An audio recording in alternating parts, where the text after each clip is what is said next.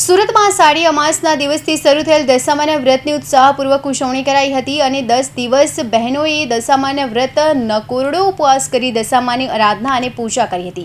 ત્યારે 10મા દિવસે ભવ્ય શોભાયાત્રા સાથે દશામાના મૂર્તિનું વિસર્જન કરાયું હતું।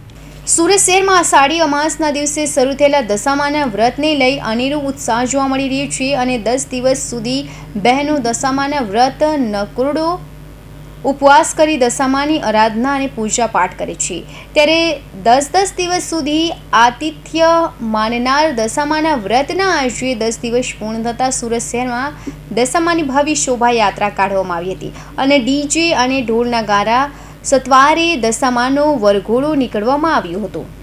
આખાનગરમાં દશામાના જયઘોષ સાથે ગૂંજી ઉઠ્યું હતું અને આખું શહેર ભક્તિમય વાતાવરણમાં તળબોળ બન્યું હતું અને ભાવ ભક્તિથી દશામાની મૂર્તિનું તળાવમાં વિસર્જન કરાયું હતું।